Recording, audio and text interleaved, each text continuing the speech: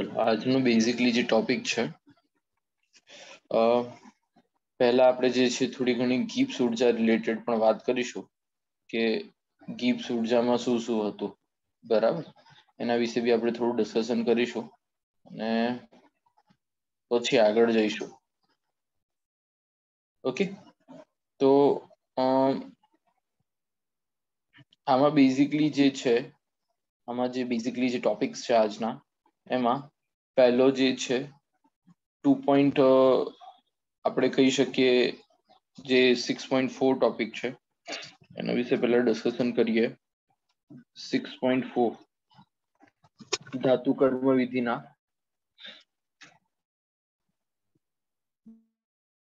ધાતુ કર્મ વિધિના ઉષ્માગતીય સિદ્ધાંતો ઉષ્માગતીય સિદ્ધાંતો ધાતુ કર્મ વિધિના ઉષ્મા સિદ્ધાંતિઓની જ્યારે વાત કરવામાં આવે તો આપણે ગિબ્સ ઉર્જાનું સૂત્ર ભણી ચૂક્યા છે જ્યાં delta G is equal to delta H minus T delta S થશે જ્યાં ડેલ્ટા જી ને કહેવામાં આવે છે ગિબ્સ ઉર્જા ડેલ્ટા એચ ને કહેવામાં આવે છે એન્થાલ્પી ફેરફાર ડેલ્ટા એસ ને કહેવામાં આવે છે એન્ટ્રોપી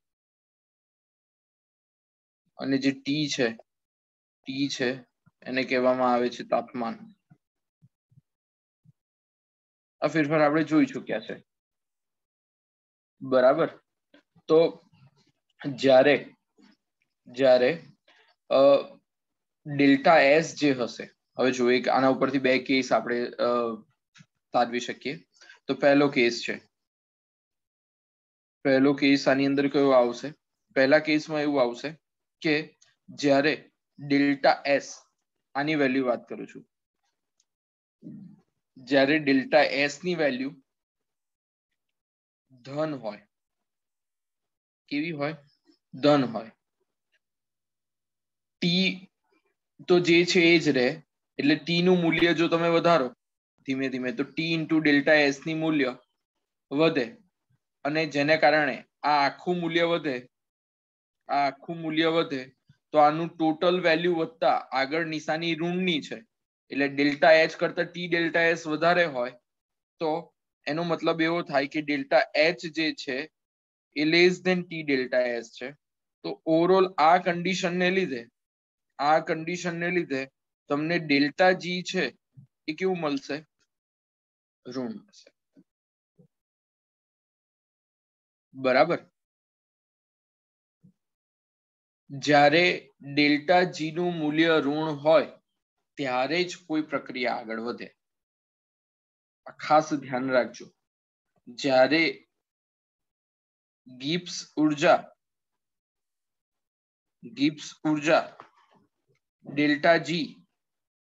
ડેલ્ટા જી નું મૂલ્ય ઋણ હોય ત્યારે જ કોઈ પ્રક્રિયા આગળ વધશે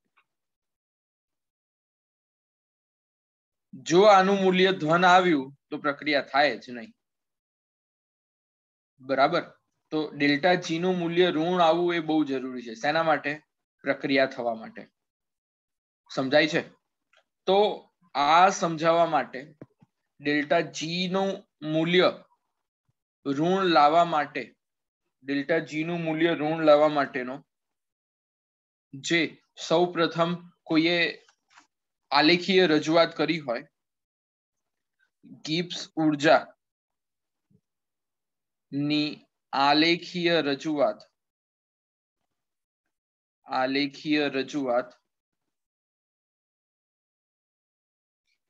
એચ જે ટી એલિંઘમ નામના વૈજ્ઞાનિકે કરી હતી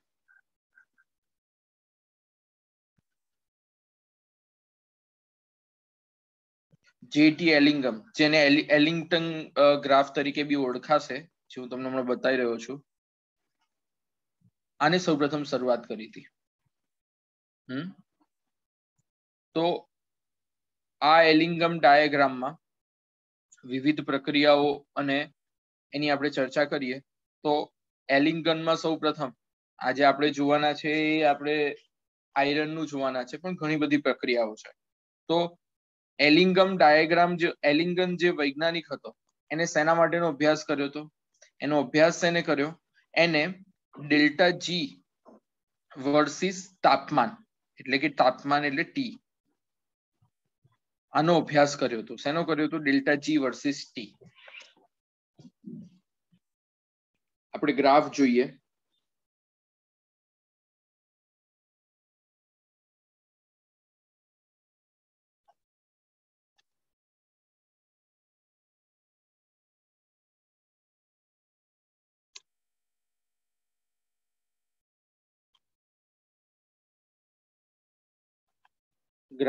ગ્રાફ અત્યારે આપણે જે દોરીએ છીએ એના કરતા થોડો અલગ ગ્રાફ આ કેમ લાગશે તમને?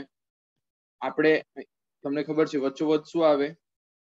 વચ્ચોવચ્ચ 0 વેલ્યુ આવે. હવે ઉપર આપણે નથી જવાનું, કારણ કે આ બાજુ આપણે શું લેવાનું છે? આ બાજુ આપણે લેવાનું છે ડેલ્ટા જી. શું લેવાનું છે? Delta G. ને આ બાજુ આપણે શું લેવાનું છે? આ બાજુ આપણે લેવાનું છે તાપમાન ટી. તમારા ટેક્સ્ટબુકમાં અહીંયા નીચે તાપમાન આપ્યું છે, પણ આપણે ઉપર લીધું છે. હા, એ ઉપર નીચે એક જ થાય એટલે તમે કન્ફ્યુઝ ના થાવ, એટલે આલેખ મેં આવો દોર્યો છે.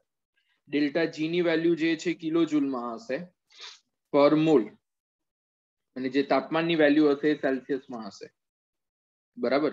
તો અહીંયા 0 ડિગ્રી છે, પછી 400 આવશે, પછી 800 આવશે, પછી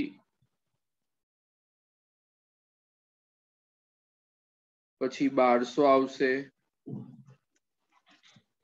પછી આવશે 1600. આ બધું આવશે. ઓકે, તો આ પ્રમાણે જો આપણે જોવા જઈએ, તો પહેલો જે ગ્રાફ છે મેં કહ્યું ડેલ્ટા જી ની મૂલ્ય તો આપણે શું લેવું પડશે?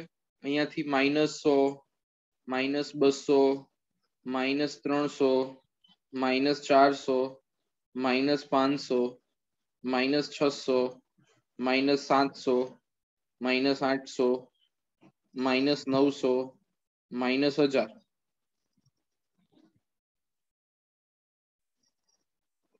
બરાબર?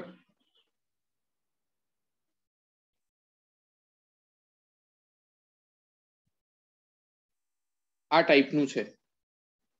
હવે જ્યારે કોઈ પ્રક્રિયા કરવી હોય તો મેં તમને કહ્યું એમ ગિબ્સ ઉર્જા નેગેટિવ હોવી જોઈએ. જેમ કે આપણી ગિબ્સ ઉર્જાનું મૂલ્ય -1000 છે, તો એક પ્રક્રિયા છે. કઈ પ્રક્રિયા છે? તો Al પ્લસ O2, તો એનાથી બનશે Al2O3, જ્યાં 2Al આ બાજુ હશે અને O ને આપણે ડિવાઈડ કરીએ, તો આ પ્રક્રિયા થવા માટે ગિબ્સ ઉર્જા હંમેશા નેગેટિવ હોવી જોઈએ. હજુ આગળથી આપણે જોઈએ તો મેગ્નેશિયમની એક પ્રક્રિયા છે. શેની પ્રક્રિયા છે? મેગ્નેશિયમની પ્રક્રિયા. તો મેગ્નેશિયમની પ્રક્રિયામાં પણ ખાસ ધ્યાન એ જ રાખવાનું છે કે એક પોઈન્ટ એવો આવશે કે જ્યાંથી પ્રક્રિયા થવાની ચાલુ થશે. એ પોઈન્ટ કયો?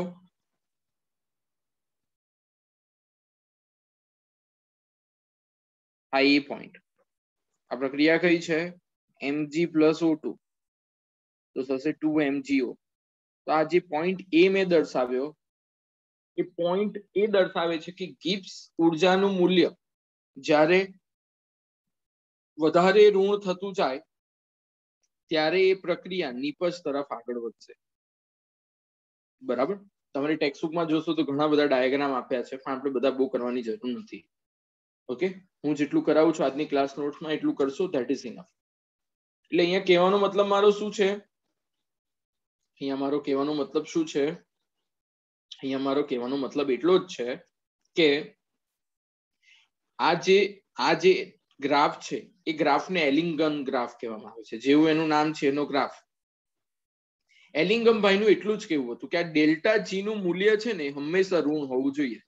એ તો આપણે જો કે ગયા વર્ષે 11th માં બી ભણી ગયા છે ઉષ્માગતિશાસ્ત્રમાં કે ડેલ્ટા જી નું મૂલ્ય ઋણ હોવું જોઈએ.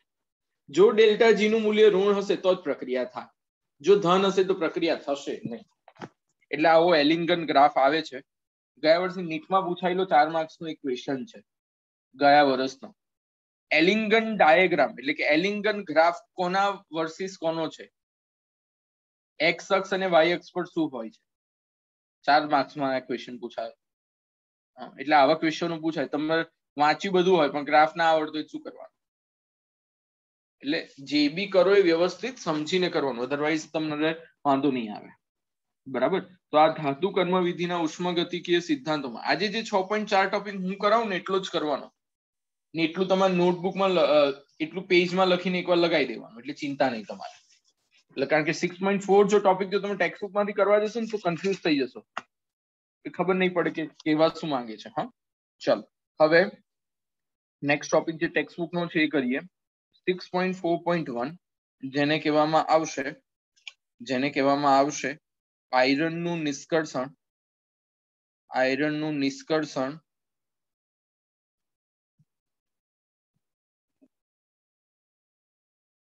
આયરનનું નિષ્કર્ષણ શેનામાંથી? તેના ઓક્સાઇડમાંથી. તેના ઓક્સાઇડમાંથી. બરાબર. તો આમાં પણ ધાતુ કર્મ વિધિનો આપણે ઉપયોગ કરશું, પણ એ પહેલા હું તમને આયરનનું નિષ્કર્ષણની જે થિયરી છે એને અમુક વાર આવી રીતના બી પૂછાય છે કે વાત ભઠ્ઠી સમજાવો. તો આ થિયરી લખવાની. શું થિયરી પૂછાય છે? વાત ભઠ્ઠી સમજાવો. તો બી આ થિયરી લખવાની. બરાબર. ચલો હવે આપણે આયરનનું નિષ્કર્ષણ જોઈએ. તો આયરનનું જે નિષ્કર્ષણ છે એમાં પહેલા એનો ડાયાગ્રામ જોઈએ. વાત ભઠ્ઠી દોરું છું, જોજો. વાત ભઠ્ઠીમાં બેઝિકલી જે છે તમારે આયરનનું નિષ્કર્ષણ કરવા માટેની જે મેથડ છે એને વાત ભઠ્ઠી કહેવામાં આવે. બરાબર. તો એની પહેલા વાત ભઠ્ઠી હોય કેવી એની આકૃતિ જોઈએ. ચાલો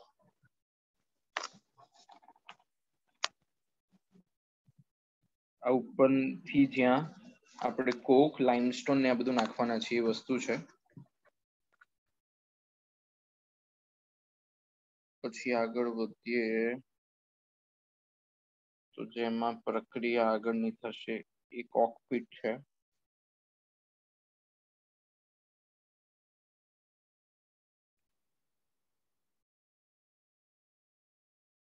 બરાબર. પછી આપણે નીચેનો ઝોન આવશે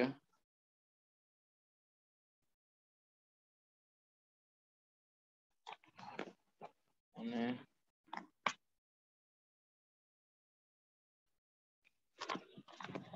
પછી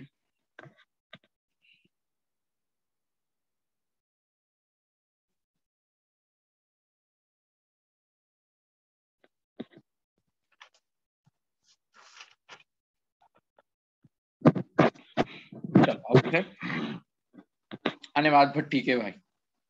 બરાબર. ચલો હવે આ વાત ભઠ્ઠીમાં હોય છે શું તમને સ્ટેપ બાય સ્ટેપ સમજાવું એટલે તમને આઈડિયા આવશે કે ક્યાં શું છે. જેમ કે શરૂઆતથી અહીંયાથી આપણે માર્ક્સ ચાલુ કરીએ તો અહીંયા જે હોય છે અહીંયાથી ખાસ ધ્યાન રાખજો. સૌથી વધારે ઇમ્પોર્ટન્ટ ક્વેશ્ચન આ ચેપ્ટરનો વાત ભઠ્ઠી. આ તો પૂછાશે જ.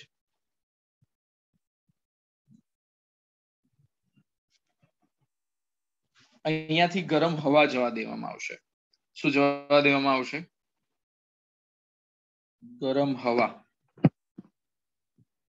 શું નાખીશું આપણે? આ જે પેસેજ છે આ પેસેજમાંથી આપણે નાખીશું ગરમ હવા. ગરમ હવા હોવાને કારણે જે આ પોર્શન જે છે આ પોર્શનમાં તાપમાન ખૂબ વધારે હોય. આ પોર્શનમાં તાપમાન ખૂબ વધારે હોય. નિયર અબાઉટ એવું કહી શકું કે અહીંયા તાપમાન 1800 ડિગ્રી સેલ્સિયસ જેટલું હોય છે. જ્યાંથી આપણે ગરમ હવાના ઝોકા નાખીશું, જ્યાંથી ગરમ હવા આપણે નાખીશું ત્યાં 1800 કેલ્વિન જેટલું તાપમાન હોય. હવે આપણે અંદર શું નાખવાનું છે? આપણે વાત ભઠ્ઠી જે છે એ વાત ભઠ્ઠી શેના માટે છે? આયરન નું નિષ્કર્ષણ માટે છે ને, વાતભટ્ટી છે શેના માટે? આયરન ના નિષ્કર્ષણ માટે છે. તો આયરન નું નિષ્કર્ષણ કરવાનું હોય એટલે એની અંદર આપણે નાખીશું Fe2O3 પ્લસ કોક એટલે કાર્બન પ્લસ લાઇમસ્ટોન. લાઇમસ્ટોન નું ઇક્વેશન તમને ખબર છે શું છે? CaCO3. આ ત્રણ વસ્તુ નાખીશું વાતભટ્ટીમાં. હવે અહીંયાથી પણ વાયુઓ બહાર નીકળવાના છે. આપણને ખબર છે, તમે જોઈ હશે, ચીમનીઓ જોઈ છે ને, બહાર ચીમનીઓ નથી લગાડતા, બહાર ભૂંગળા લગાવી દીધા હોય શેમાં? મોટી મોટી મિલમાં. તો આ ચીમની છે, બરાબર. અહીંયાથી બધા વાયુઓ બહાર નીકળશે. કયા નીકળે છે હમણાં આપણે પ્રક્રિયા કરીએ એટલે તમને આઈડિયા આવશે. તો આપણે શું લીધું? એક Fe2O3 લીધો, એક કાર્બન લીધો અને એક લાઇમસ્ટોન લીધો. આ ત્રણ વસ્તુ લીધી છે, Fe2O3, કાર્બન અને CaCO3, બરાબર. તો સૌપ્રથમ શું થશે? સૌપ્રથમ જે કોક હશે એ નીચે આવશે. આ કોક છે નીચે આવે, કાર્બન જે છે નીચે આવે ને અહીંયાથી ગરમ હવા જાય છે. હવામાં રહેલો શું હોય? આ ગરમ હવા એટલે શું? ગરમ હવામાં રહેલું શું હોય? ઓક્સિજન જ રહેલો હોય. હવામાં હોય શું? ઓક્સિજન.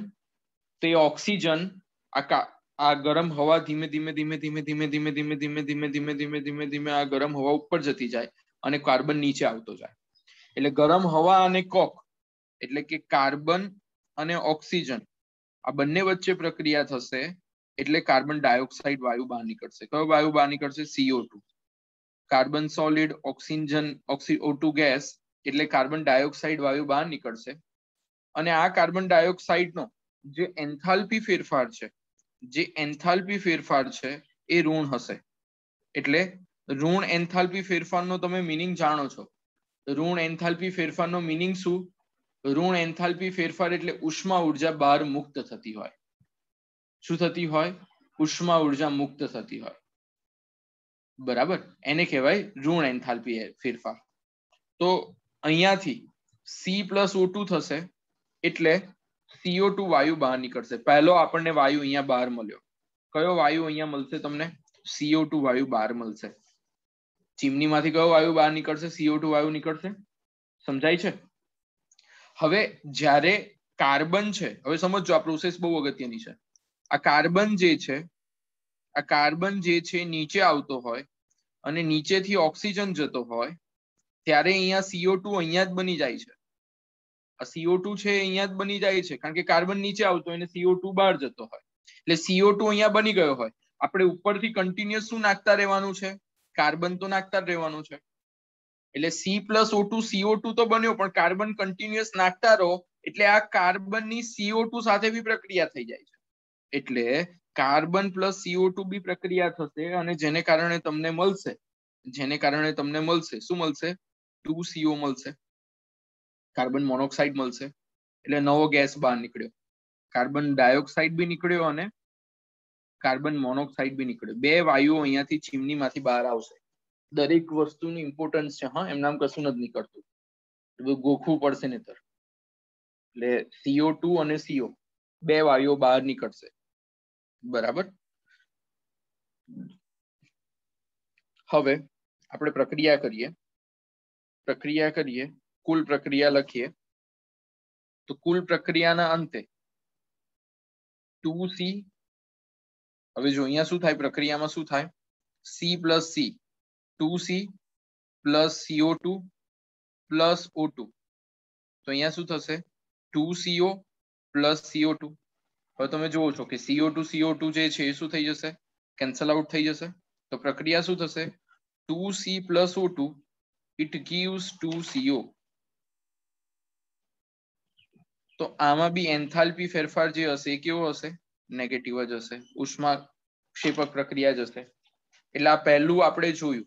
સૌથી પહેલા શેનું જોવાનું? કયા કયા વાયુઓ બહાર નીકળે છે એની ચર્ચા કરી. કયા કયા વાયુઓ નીકળ્યા?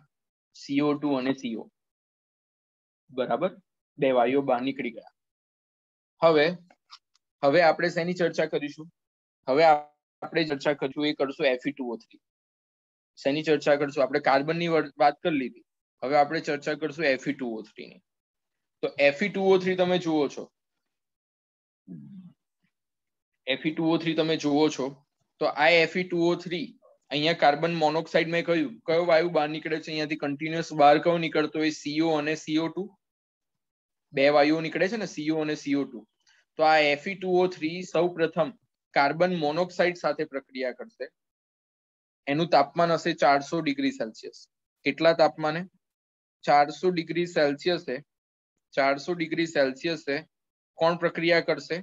જે Fe2O3 છે, જે Fe2O3 છે એ કાર્બન મોનોક્સાઇડ સાથે પ્રક્રિયા કરીને Fe3O4 બનાવશે પ્લસ કાર્બન ડાયોક્સાઇડ બહાર નીકળશે. અગેન આ જ પ્રક્રિયામાં આ Fe3O4 છે એ 600 ડિગ્રી સેલ્સિયસે એ જ કાર્બન મોનોક્સાઇડ સાથે પ્રક્રિયા કરીને Fe3O4 કાર્બન મોનોક્સાઇડ સાથે પ્રક્રિયા કરીને FeO અને CO2 બનાવે છે. આ બધા ગેસ બહાર નીકળશે. 600 ડિગ્રી તાપમાને પહોંચ્યા પછી નેક્સ્ટ તાપમાન આવશે 700 ડિગ્રી. 700 ડિગ્રી તાપમાને જે FeO છે, જે FeO છે એ FeO કાર્બન મોનોક્સાઇડ સાથે પ્રક્રિયા કરીને Fe સોલિડ બનાવશે પ્લસ CO2 બહાર નીકળશે. આઈડિયા આવે છે? આ કેટલું તાપમાન છે? 700 ડિગ્રી. અને એ જ FeO 800 ડિગ્રી તાપમાને 800 ડિગ્રી તાપમાને શું થશે? 800 ડિગ્રી તાપમાને આ FeO કાર્બન સાથે મિક્સ થઈને Fe સોલિડ અને કાર્બન મોનોક્સાઇડ બનાવશે. એટલે તમને અહીંયા બે Fe મળ્યા, બે જગ્યાએ Fe મળ્યા, Fe સોલિડ, Fe સોલિડ. તો આ દરેક જગ્યાએ, આ દરેક જે ઘટના અત્યાર સુધીની જોઈ એ દરેક જગ્યાએ ઓક્સિજન ઓછો થાય છે. જોજો 400 થી લઈને આખી ઘટના જે જોઈ એ દરેક જગ્યાએ ઓક્સિજન ઓછો થાય છે, જેને કારણે આને કહેવામાં આવે છે રિડક્શન ઝોન. કયો ઝોન કહેવામાં આવે છે? Reduction zone. કારણ કે દરેક જગ્યાએ ઓક્સિજન ઓછો થતો જાય છે, જેને કારણે આ પ્રક્રિયાને રિડક્શન ઝોન કહેવાય છે. ચાલો હવે Fe ની વાત થઈ ગઈ. આપણે સૌપ્રથમ શું લીધું હતું? કોકની વાત પૂરી કરી. સૌથી પહેલા આપણે કોની વાત પૂરી કરી? કોકની કરી. પછી આપણે કોની વાત પૂરી કરી? Fe2O3 ની કરી. હવે આપણે કરીએ વાત લાઇમસ્ટોન, કારણ કે લાઇમસ્ટોન બી ઉપર નાખ્યો છે ને. તો લાઇમસ્ટોન ધીમે ધીમે નીચે આવશે એટલે એને ગરમી મળશે, કારણ કે અહીંયાથી આપણે ગરમ હવા જઈએ છીએ એટલે લાઇમસ્ટોન નીચે આવશે એટલે એને ગરમી મળશે. તો જેવી એ લાઇમસ્ટોન ને ગરમી મળે, જેવી એ લાઇમસ્ટોન ને ગરમી મળે એટલે CaCO3 છે એને તાપમાન આપીએ એટલે એ ફેરવાશે CaO પ્લસ CO2. શું થશે? CaO plus CO2. હવે આની અંદર બીજી પ્રક્રિયા કઈ થશે કે આમાં SiO2, આ જે CaO છે એ આ વાત ભઠ્ઠીમાં SiO2 હવે આપણે દાખલ કરીશું. શું દાખલ કરીશું? SiO2. જેનાથી મળશે શું? SiO2 દાખલ કરીશું એટલે એમાંથી મળશે CaSiO3. CaSiO3 જેને સ્લેગ કહેવામાં આવે છે. બરાબર? આ થશે સ્લેગ ઝોન. કયો ઝોન થશે? સ્લેગ બનાવવા માટેનો જે ઝોન છે એને કહેવાય સ્લેગ ઝોન. ઓકે. હવે ફાઇનલી અહીંયા તમને Fe બે જગ્યાએ મળ્યું છે, બે જગ્યાએ મળ્યું છે. એ Fe અત્યારે કેવું છે? જુઓ, સોલિડ છે, સોલિડ છે. Fe નો જે પીગળવાનો જે તાપમાન છે એ 1500 ડિગ્રી છે. એટલે આ Fe સોલિડ ને 1500 ડિગ્રી તાપમાન આપો. કેટલું તાપમાન આપો? 1500 ડિગ્રી તાપમાન આપો અને ગરમ કરો. 1500 ડિગ્રી તાપમાને તમને Fe જે છે એ લિક્વિડ એટલે કે પીગળિત અવસ્થામાં મળશે. કેવી અવસ્થામાં મળશે? પીગલિત અવસ્થામાં હશે. જેનાથી તમે આ જે પિગલિત આયરન જે હોય છે એને તમે શુદ્ધ આયરન કહી શકો, શુદ્ધ આયન કહી શકો. પણ આ શુદ્ધ આયનમાં હજુ 5% કાર્બનની પ્લસ ફોસ્ફરસની પ્લસ સલ્ફરની અશુદ્ધિઓ હોય. એકદમ શુદ્ધ ન કહી શકાય, પણ હા આટલી અશુદ્ધિઓ તો રહી જાય છે. તો આને કહેવામાં આવે છે વાત ભઠ્ઠી. બરાબર. આખો 6.4 ટોપિક છે